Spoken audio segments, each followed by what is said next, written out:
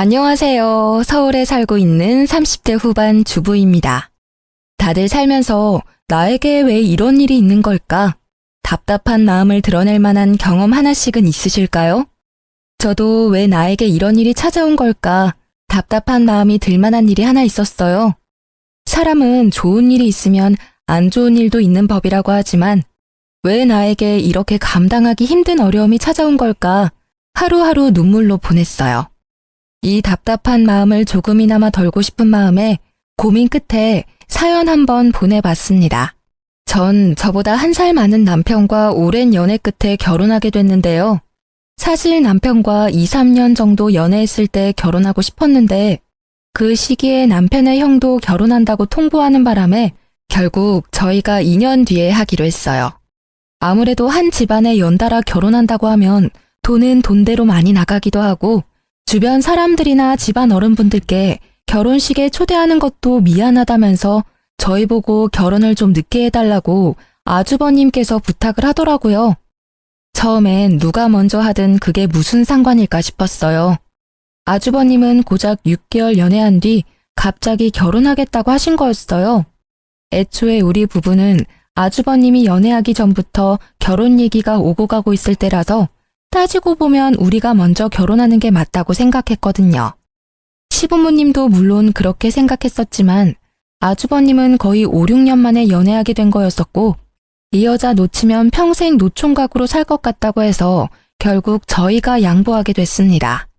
그렇게 아주버님이 결혼하고 2년 뒤 저희 부부가 결혼했는데요. 결혼은 제가 늦게 했어도 전 결혼 전부터 시부모님을 자주 찾아뵀던 편이었는데요. 그래서 이미 시부모님과 많이 친했었던 편이었고 특히 시어머님 성격이 정말 좋으세요. 애교가 많으시고 사람 자체가 꼬인 게 없고 모든 일에 긍정적이세요.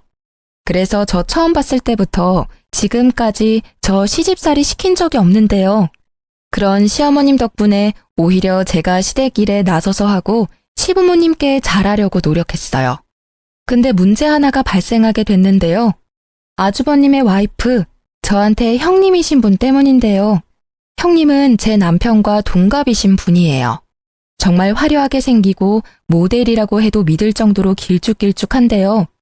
이쁘게 생긴 것과 다르게 성격은 정말 모난 구석이 많았어요. 모든 일에 부정적이고 투덜거리는 게 정말 많은 편이더라고요. 제가 결혼하고 난 뒤 첫 명절이었어요. 아무래도 형님이 저보다 먼저 결혼하셨고 시댁 식구와 이미 몇 번 명절을 같이 보낸 상태였으니까 시댁 안에서 돌아가는 일에 대해 잘 알고 있을 줄 알았어요. 그래서 명절 때 형님한테 뭐부터 하면 되겠냐고 물어봤었는데요. 형님, 어머님께서 잠깐 시장 좀 다녀오신다고 그동안 간단하게 나물이랑 전 몇 개만 만들고 있으라고 하셨는데 전 뭐부터 하면 될까요?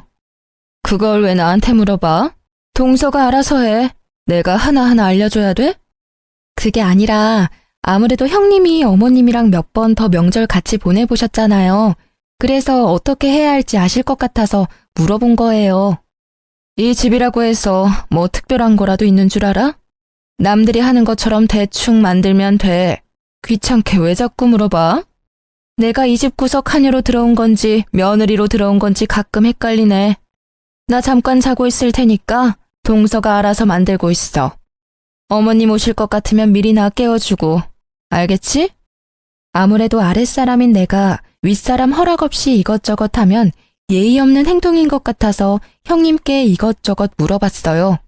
물어볼 때마다 그거 하나 알아서 못하냐고 큰 소리를 내시는 편이었어요.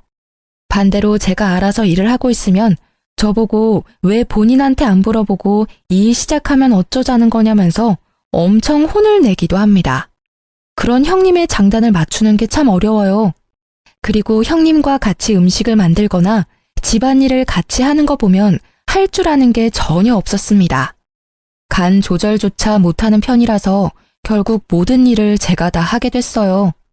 형님도 본인이 요리 하나 제대로 못하는 걸 아는 편이기 때문에 초반에 좀 하는 척만 하고 나중엔 낮잠을 자거나 딴짓을 하고 있더라고요. 정작 일은 제가 다 하는 편인데 시어머님 앞에서는 본인이 거의 다 한 것 마냥 힘든 척 고생한 척을 하니 억울했어요. 다행히 시어머님께선 제가 고생한 걸 다 알고 계시더라고요. 언제 한번 시어머님께서 절 따로 불러서 한 얘기가 있었어요. 영지야, 요즘 많이 힘들지? 요즘 살이 자꾸 빠지는 것 같아. 밥은 잘 챙겨 먹고 있어? 네? 힘들긴요. 제가 힘들 게 뭐가 있겠어요.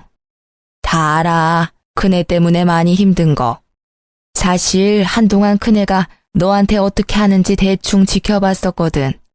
작은애, 너가 우리 집에 시집 온 뒤로 우리 집 분위기가 정말 많이 밝아진 게 보여.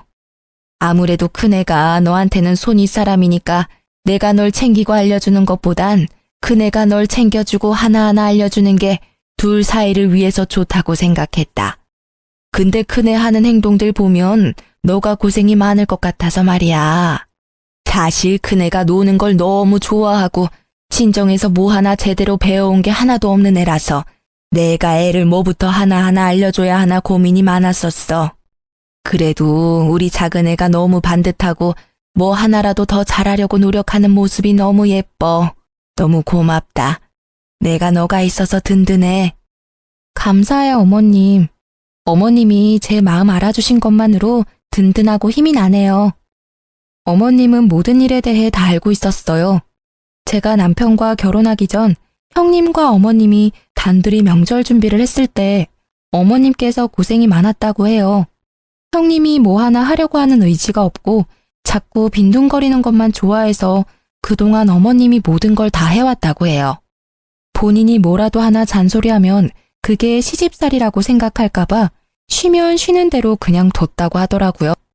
어머님께선 며느리라고 꼭 시댁 일을 도맡아서 할 필요는 없다고 생각하는 분이기도 했어요.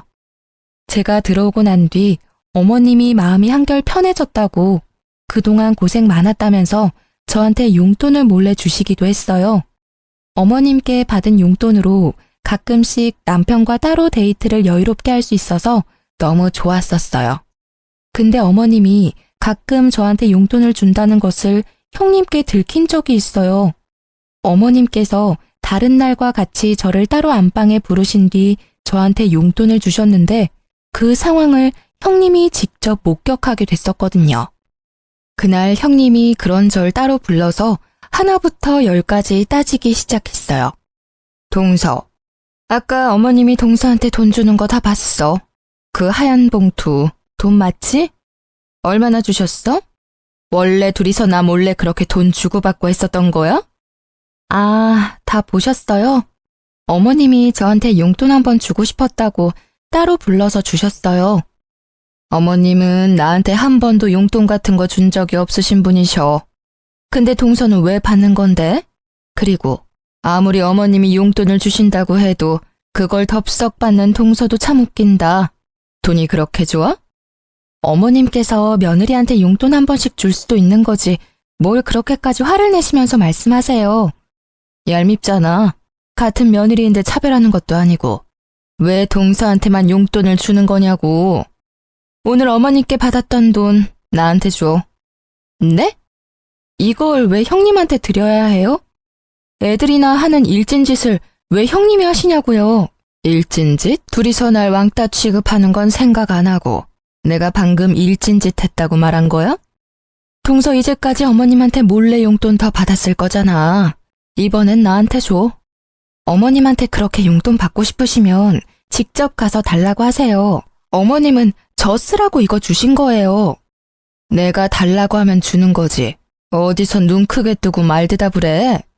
어머님이 나보다 동서 조금 더 챙겨주는 것 같으니까 이제 기어오른다.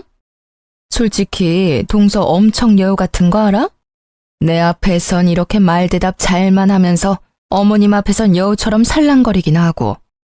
제가 여우 같다고요? 전 그냥 며느리로서 해야 할 본분을 다했을 뿐이에요. 형님이 배짱이처럼 아무것도 안 하고 놀기만 하니까 저라도 열심히 어머님 도와야죠. 그래서 어머님이 절 조금 더 챙겨줄 뿐인데 그게 그렇게 얄미우셨어요? 그럼 형님도 형님답게 며느리답게 뭐라도 좀 하려고 해보세요. 맨날 놀 궁리만 하지 마시고요. 지금 말 다 했어? 이게 어디서 건방지게 따박따박 말대답이야? 형님은 말 한마디도 안 지는 제가 얄미웠는지 결국 손을 올리셨는데요. 때리려던 찰나에 어머님이 저희 둘을 발견해서 맞진 않았어요. 어머님은 형님의 태도를 보고 생각보다 많이 놀란 눈치였어요. 너 지금 뭐 하는 짓이니? 지금 작은 애 때리기라도 하려고 한 거니? 지금 여기가 어딘 줄 알고 손을 함부로 올려? 아무리 작은 애가 너보다 아랫사람이라고 해도 둘이 어려운 사이인 거 알아 몰라. 뭐 때문에 그러는 건데? 말해봐 어서. 네, 동서가 너무 얄미워서 때리려고 했어요. 제가 무슨 말을 해도 말대답을 너무 심하게 하길래요. 어머님 말대로 동서와 저 어려운 관계잖아요. 근데 동서는 제가 무슨 말을 해도 앉으려고 하더라고요. 그러니까 뭐 때문에 그러냐고. 아무리 작은 애가 말대답을 했다고 해도 그렇지 사람을 때리려고 할 수가 있냐고. 그것도 다 큰 성인이. 어머님이 동서한테만 용돈 주시고 이뻐하니까 그랬어요. 저 아까 어머님이 동서한테만 용돈 주는 거 직접 두 눈으로 봤어요. 동서도 동서지만 어머님도 참 너무했어요. 어떻게 저만 쏙 빼고 동서한테만 돈을 주실 수가 있으세요? 저도 어머님 며느리입니다. 제가 아무리 동서보다 못한 사람이라고 해도 이렇게 차별해도 되는 건가요? 그래, 내가 작은 애한테 용돈 좀 줬다. 근데 그거 하나로 애를 때리려고 들어? 이제까지 작은 애가 고생을 많이 하기도 했고 힘들어도 힘든 내색을 전혀 안 하길래 내가 고마운 마음에 줬어. 넌 그런 작은 애한테 한 번이라도 고맙다는 말 해본 적은 있냐? 너가 해야 할 일까지 작은 애가 다 했어. 제가 도대체 뭘 안 했다는 건데요? 고작 음식 몇 가지 안 만든 걸로 그러시는 거예요? 고작이라니. 우리 집안에 관련된 일 직접 나서서 하라는 말이 아니야. 지금 너 태도가 문제라는 걸 말하고 싶은 거야. 너가 하기 싫다고 아랫사람한테 다 떠넘기고 그걸 너가 다 했다고 거짓말까지 하는 그 너의 태도가 문제라는 걸 말하고 싶었다. 근데 작은 애는 한 번도 너에 대해 나쁘게 말한 적이 없었어. 근데 너는 작은 애를 못 잡아먹어서 안달이잖아. 영지야, 너 다음 명절 때 여기에 올 필요 없다. 다음 명절 때 치를 차례는 나랑 큰애만 준비할 테니까 너희는 오지 마. 어머님은 가족들이 모두 보는 앞에서 다음 명절 때 저와 남편 보고 오지 말라고 했어요. 그때 편하게 쉬라고 여행 비용까지 주셨어요. 형님은 끝까지 어머님이 자기만 미워한다고 울고불고 난리가 났었지만 어머님은 그런 형님을 거들떠보지도 않으셨어요. 그리고 형님한테 이 여행 비용까지 뺏으려고 하면 절대 가만히 안 두겠다고 경고하셨어요. 어머님이 분명 경고까지 했음에도 그 다음날 저한테 전화해서 어머님한테 얼마나 받았냐고 물어보더군요. 근데 전 가만히 있지 않고 어머님께 일렀습니다. 어머님은 그런 형님한테 자기한테 그렇게 혼나고도 아직 정신 못 차린 거냐고 또다시 엄청 혼내셨어요. 어머님이 거의 한 달 동안 형님한테 매일 전화해서 저 괴롭히지 않았는지 매일 물어봤을 정도라고 하시네요. 항상 천사 같은 어머님은 한번 화나시면 엄청 무섭고 집요하신 게 있는데 이런 거 보면 정말 대단하신 것 같아요. 저도 그런 어머님께 찍히면 안 될 것 같다는 생각을 잠시 해보기도 했어요. 다음 명절 때 진짜 안 가도 되는 거냐고 물어보니 절대 오지 말라고 단호하게 말해주셨어요. 그래서 저와 남편은 다음 명절 때 제주도로 여행 다녀왔습니다. 어머님께 따로 전해들은 말이 있었는데요. 저희 부부가 제주도로 놀러 갔던 명절 때 형님 어머님께 이것저것 혼나가며 배웠다고 하네요. 어머님께서 이제까지 형님한테 이거 해라 저거 해라 한 적이 단 한 번도 없었거든요. 근데 이번엔 형님 엄청 호되게 당한 것 같습니다. 솔직히 엄청 고소하더라고요. 그 뒤로 형님은 모든 일을 저한테 독박 씌우는 걸 전혀 하지 않았어요. 그리고 형님이 요리나 집안일을 하는 거 보면 어머님께 많이 배운 모양이더라고요. 예전이랑 확실히 다르다는 게 느껴져요. 하지만 여전히 어리버리하고 손이 느린 건 똑같더라고요. 아직도 제가 더 많이 일하긴 하지만 그 전에 비하면 덜하긴 했어요. 어머님이 평소에 온화하신 분이지만 한번 화나시면 끝장을 보시는 편이라 그때 제대로 호되게 혼난 것 같았어요.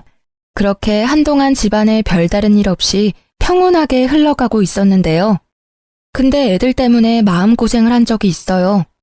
형님은 7살 외동아들을 키우고 있어요. 반대로 저희 부부는 8살 딸 하나, 6살 아들 하나, 이렇게 총 2명을 키우고 있는데요.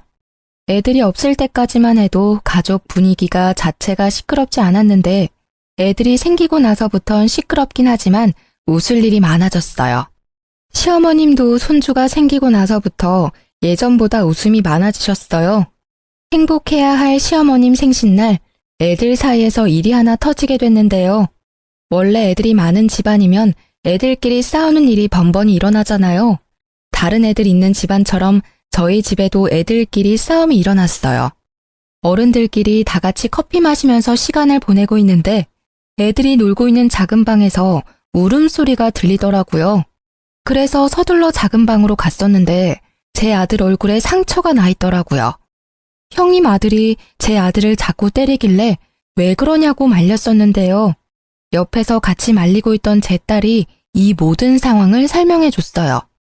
엄마, 얘가 현우가 갖고 있던 장난감 억지로 뺏으려고 했어요. 근데 현우가 장난감 주기 싫다고 하니까 그때부터 현우 얼굴 자꾸 때렸어요. 재준아, 재은이 말이 맞아? 너가 현우가 갖고 놀고 있던 장난감 억지로 뺏으려고 했어?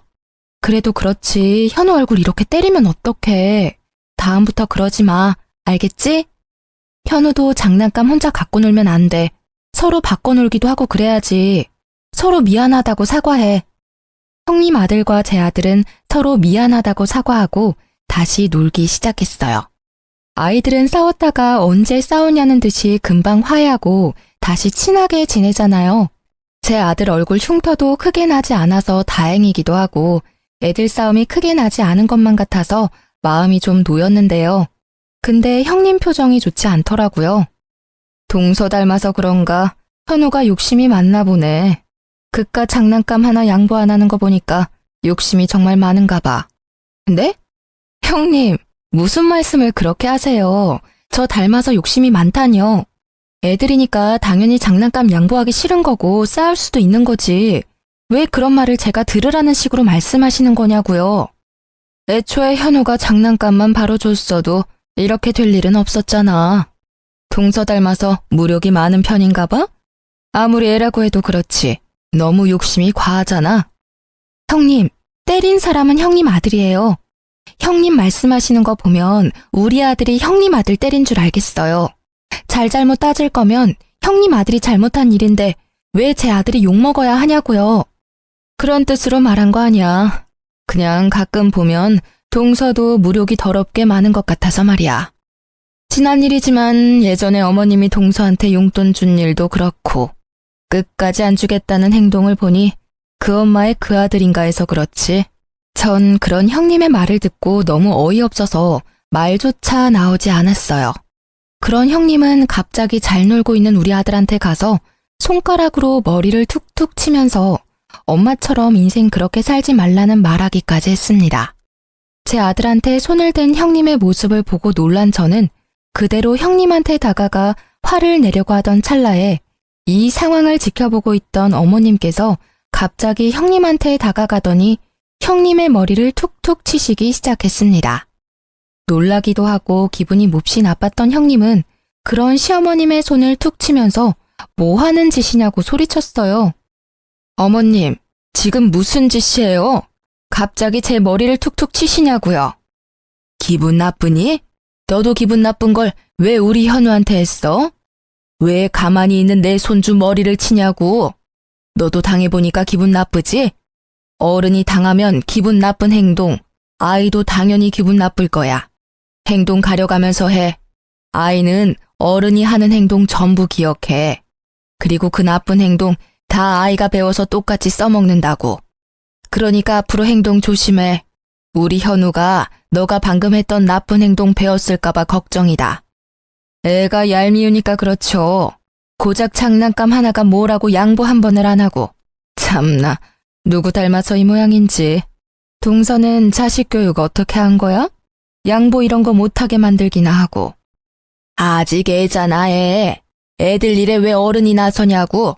그리고 정작 맞은 건 현우잖아. 너 자식이 현우 때린 건 생각 안 해? 무슨 일 있어도 사람 때리는 건 안 돼. 너 자식 잘못한 거 교육은 안 시키고 남의 자식이 교육이 잘못 받았느니 그런 소리를 하냐고. 너 자식이 내 손주 때린 건 괜찮고 남의 새끼가 고작 장난감 하나 양보 안 해준 건 그렇게 참기 힘드냐? 너 말대로 그 엄마의 그 아들이다. 엄마가 이 모양인데 애가 뭘 보고 배울 수가 있겠어? 애가 어떻게 클지 훤히 보인다. 이번에도 또 제가 잘못한 일이에요?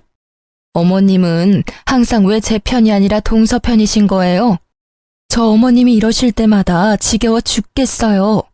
제가 뭘 그렇게 잘못했다고 꾸짖기나 하시고 나중에는 애들까지 편애하시겠네요. 저 어머님한테 서운한 거 정말 많습니다. 며느리도 똑같은 자식인데 왜 이렇게 차별만 하시냐고요? 넌 여전히 정신 못 차리는구나. 너랑 더 이상 입씨름하기 싫어. 당장 이 집에서 나가. 앞으로 이 집에 들어올 생각 절대 하지 마. 당장 나가라고. 결국 어머님은 형님을 내쫓았습니다. 앞으로 절대 가족 모임에 참석할 생각하지 말라고 으름장을 놓으실 정도였어요. 평소 같으면 아주버님은 무조건 형님 편만 들었을 텐데 이번엔 형님 편을 들지 않고 저희 부부한테 다가와 미안하다고 사과까지 하셨어요. 형님은 도대체 왜 우리를 못 잡아먹어서 안달일까요? 시간이 모든 일을 해결해준다는 말이 있잖아요. 한동안 형님은 가족 모임에 참석하지 못했었지만 나중에 어머님과 형님은 자연스럽게 화해를 하고 형님은 다시 가족 모임에 참석했어요. 형님도 아무렇지 않게 저한테 말도 걸기도 했고요. 근데 끝까지 사과 한마디를 하지 않았어요. 일 크게 만들고 싶지 않아서 저도 아무렇지 않게 형님과 잘 지냈습니다. 예전처럼 다시 잘 지내고 있는데 저에게 안 좋은 일 한 가지가 생겼는데요. 저희 친정 아버지가 교통사고를 당하게 됐어요. 남동생도 먼 지방에 있던 상태라서 동생보다 제가 친정집에 가는 게 빨랐어요. 그래서 전 친정집에 며칠 동안 지내야 하는 상황이었는데 학교와 유치원을 다니는 애들까지 친정집에 데리고 갈 수가 없었어요. 남편도 워낙 야근이 많은 직업을 가진 사람이라 애들을 제대로 케어할 수가 없었거든요. 결국 시어머님께 애들을 맡기게 됐어요. 보름 정도 시어머님이 애들을 데리고 있기로 했는데 어머님은 오히려 엄청 좋아하시더라고요. 워낙 손자를 좋아하는 분이라서 하루 종일 손자랑 같이 있을 수 있다며 오히려 좋아하셨어요. 애들도 할머니랑 같이 있어서 좋다고 했고요. 근데 어머님이 애들을 데리고 있을 때 큰 사고가 하나 터지고 말았어요. 어머님께서 애들을 돌보고 있던 보름 중 딱 하루, 어머님이 아침 일찍 외출을 해야 했던 날이 있었어요. 근데 우리 애들 때문에 못 갈 상황이 되고야 말았어요. 그래서 어쩌면 좋을까 고민하고 있었는데 전업주부로 지내고 있는 형님이 제 아이들을 잠시 데리고 있겠다고 먼저 말했나 봐요. 그래서 어머님은 마음 놓고 외출하셨는데요. 어머님도 저한테 따로 말씀해 주셨어요. 본인이 이날 바쁜 일이 있어서 이날 하루만 형님이 데리고 있는다고요. 근데 그날 저녁 갑자기 경찰서에서 연락이 오게 됐는데요. 아이들이 경찰서에 있다는 연락이었어요. 그래서 친정집에서 시댁 근처에 있는 경찰서로 바로 가게 됐는데요. 경찰서에 도착하니 벌써 새벽이더라고요. 경찰서 안에 있는 애들을 보니 완전 산거지가 따로 없더라고요. 애들은 절 보자마자 바로 울었고요. 그래서 이게 무슨 상황인가 싶어서 경찰한테 어떻게 된 거냐고 상황 설명을 듣게 됐었는데요. 이날 형님은 제 아이들과 형님 아들을 데리고 키즈 카페에 갔었다고 해요. 근데 형님은 제 아이들을 키즈 카페에 두고 본인 아들만 쏙 데리고 나갔다고 해요. 저희 애들 밥도 안 먹이고 본인 아들만 밥을 먹이려고 했던 거였어요. 밥 먹은 후에 우리 애들한테 바로 갔어야 했는데 형님은 우리 애들의 존재를 까먹었는지 애들을 키즈 카페에 두고 집에 돌아갔습니다. 몇 시간이 지났음에도 형님이 안 오자 불안했던 제 애들은 결국 키즈 카페 밖으로 나가게 됐고 늦은 밤까지 키즈 카페 주변을 서성거렸다고 해요. 늦은 밤에 키즈 카페 주변에 있는 공원에서 놀고 있는 제 아이들을 발견한 경찰분들이 애들을 데리고 경찰서로 간 거라고 하네요. 전 경찰분과 아이들의 말을 듣고 다리에 힘이 풀렸어요. 전 아이들을 안고 펑펑 울었습니다. 경찰이 애들을 발견하지 못했더라면 평생 우리 아이들을 보지 못했을 거란 생각에 심장이 마구 뛰더라고요. 한창 뉴스에 애들 관련 사건 사고가 많이 나왔었을 때라서 경찰한테 연락을 받았을 때 우리 애들한테 무슨 일 있는 건 아닐까 많이 무서웠었거든요. 다행히 애들이 제 번호를 외우고 있었던 덕에 바로 연락이 닿을 수 있었네요. 좀 진정된 뒤 전 남편에게 전화했습니다. 얼마 지나지 않아 남편과 시어머님, 형님네 부부까지 전부 경찰서에 왔어요. 뒤늦게 이 사실을 알게 된 어머님은 목 놓아 우시면서 애들을 꽉 안았습니다.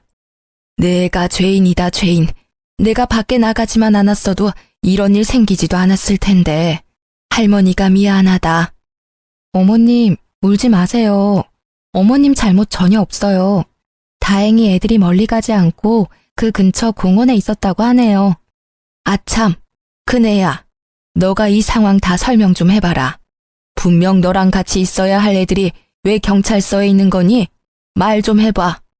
눈물을 흘리시던 어머님은 정신이 번쩍 드셨는지 형님한테 다가가 화를 내시며 당장 상황 설명부터 하라면서 호통을 치셨습니다. 이 사태의 원인 제공자인 형님은 오히려 어머님이 우는 게 이해가 안 간다는 표정을 지으며 가만히 서 있기만 했어요. 왜 입 꾹 다물고 왜 가만히 서 있기만 해? 당장 이 상황 어떻게 된 건지 설명하라고. 깜빡했어요. 애들 키즈 카페에 있다는 걸 까먹고 집에 가서 잠들었네요. 애들 찾았으니 다행인 거지 왜 우세요? 잃어버렸으면 모를까. 어머님은 형님의 뺨을 때렸습니다. 그것도 여러 번이요. 정말 많이 화가 난 것 같았습니다. 저 왜 때리세요? 애들 찾았으면 그만이지 왜 때리냐고요? 망할년, 너 때문에 우리 집 돌아가는 꼬라지 좀 봐라. 너 때문에 내 소중한 손주가 없어질 뻔했어. 너 하나 우리 집에 들어오고 나서 모든 일이 다 악재야, 악재. 그러니까 애초에 어머님이 나가지 말았어야죠. 왜 저한테만 그러세요? 저 잘못한 거 없어요. 너 끝까지 너 잘못 없다는 거지? 우혁이, 너 당장 얘랑 이혼해, 당장. 이 범죄자랑 더 이상 가족으로 못 지내. 당장 이혼해, 당장. 어머님은 아주버님께 당장 이혼하라고 말씀하셨어요.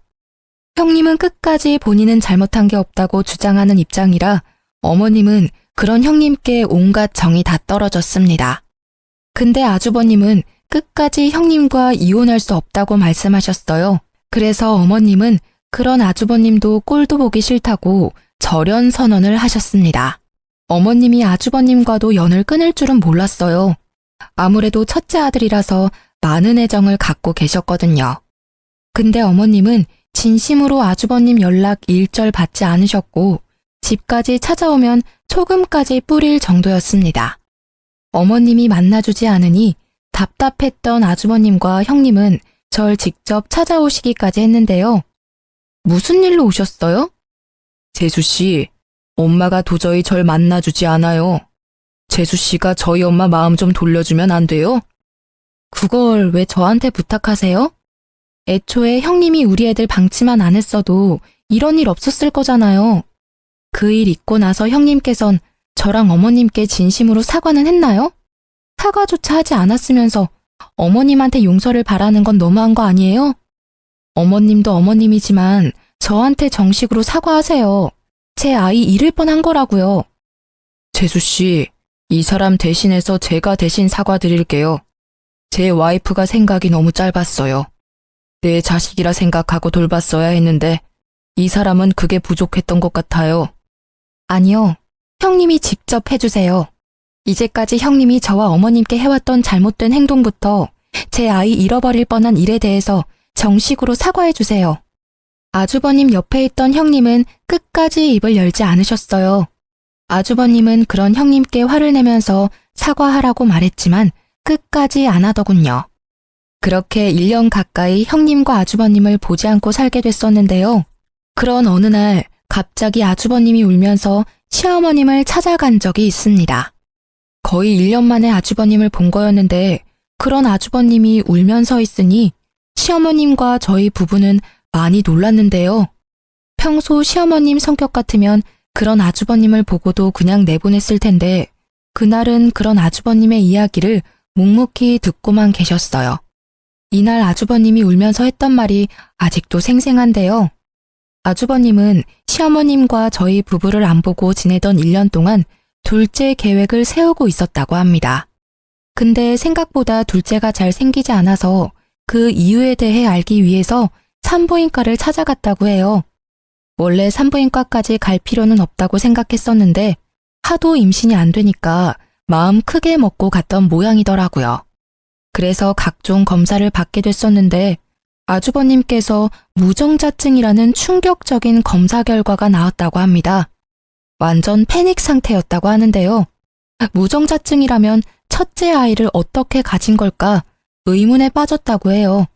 그것 때문에 한동안 형님과 엄청 싸웠다고 합니다. 결국 두 사람은 친자 검사를 받게 됐는데 형님의 아들이 아주버님의 아이가 아니라는 결과가 나왔다고 해요. 알고 보니 형님께서 아주버님과 결혼 준비를 하면서 다른 남자와 몇 번의 잠자리를 가졌다네요. 여러 남자들과 가졌던 거라서 아들이 어떤 남자 아이인지 모른다고 해요. 그래서 그 문제로 아주버님은 울면서 시어머님을 찾아갔던 거였습니다. 시어머님은 그런 아주버님을 때리면서 하필 결혼해도 그런 여자랑 결혼해서 왜 이 사단을 만들었냐며 호통을 치셨습니다.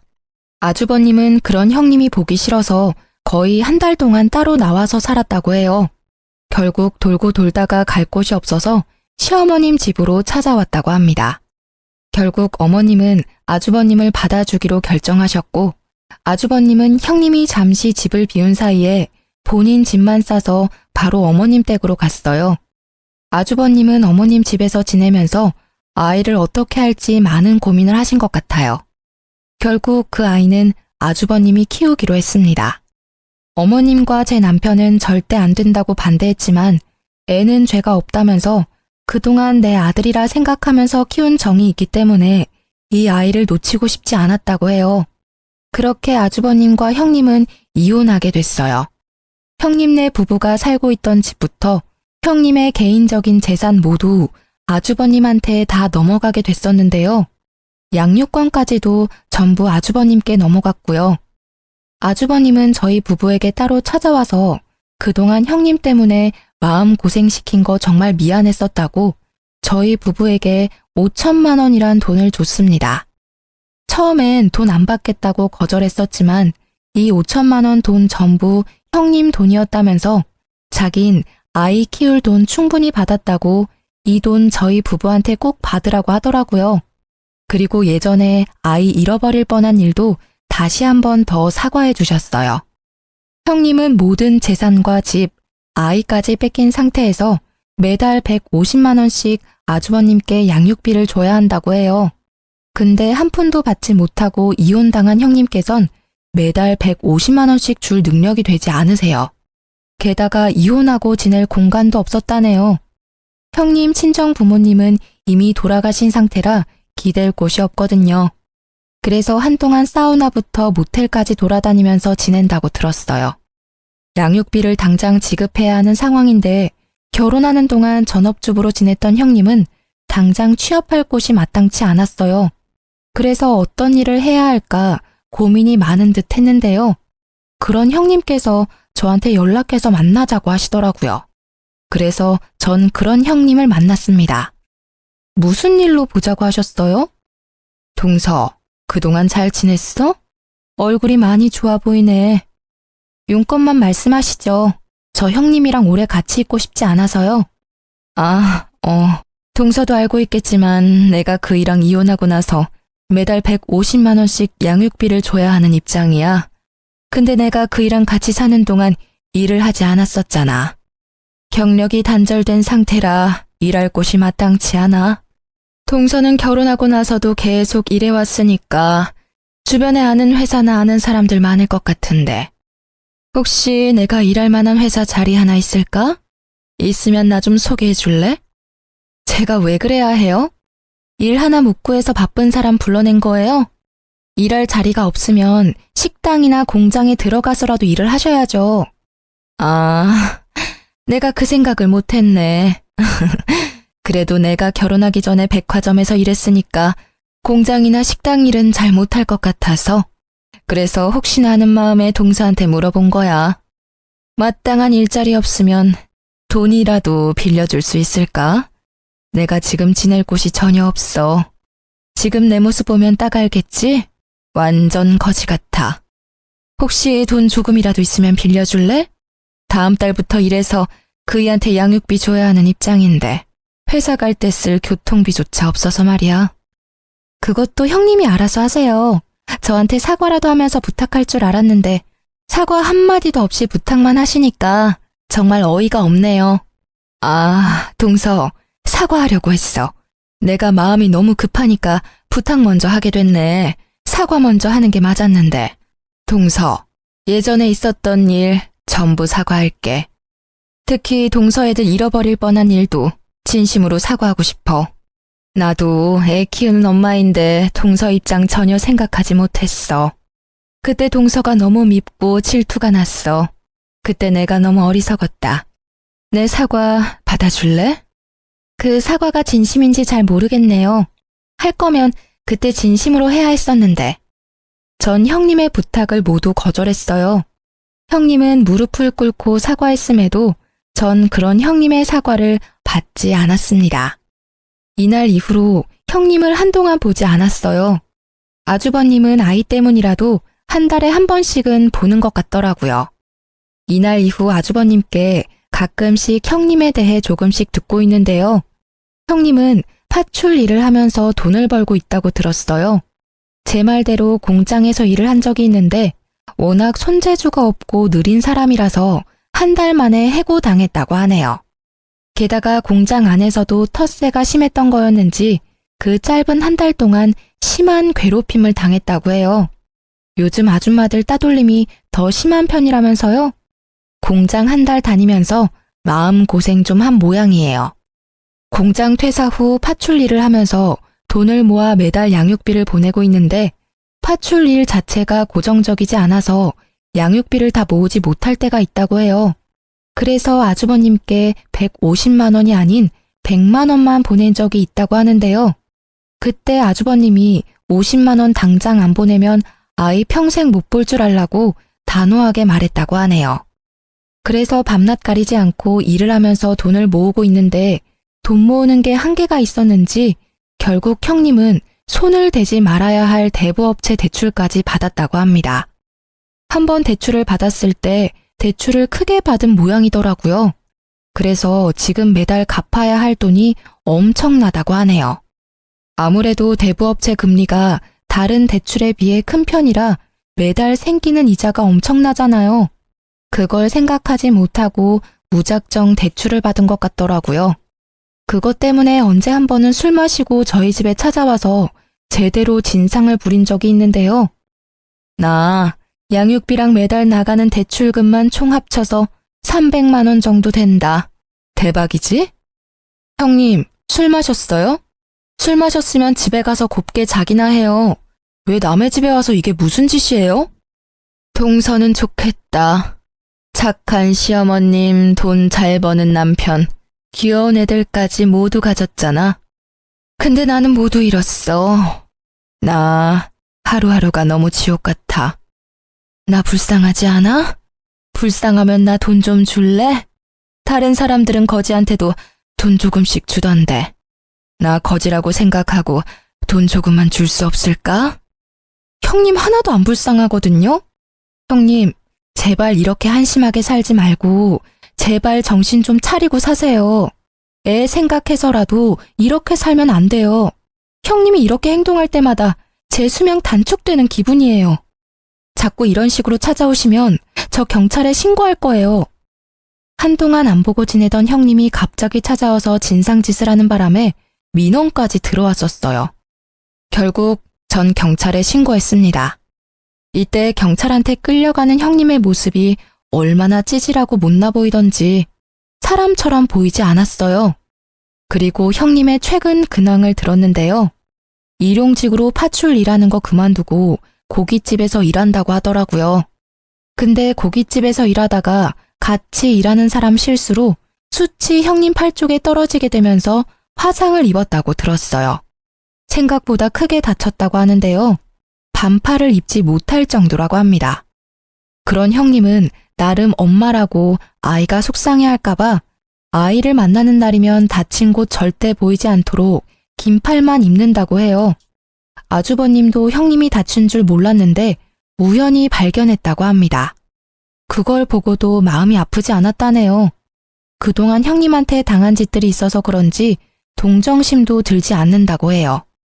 아이만 아니라면 형님 절대 보고 싶지 않다고 해요. 이게 최근 형님의 근황이고 그 뒤로는 소식을 듣지 못했어요. 전 그런 형님의 근황을 듣고 얼마나 속이 다 시원한지 몰라요. 몇 년 동안 형님한테 당한 일들이 있다 보니 형님이 행복하지 않게 살고 있다는 게 저의 행복이었어요.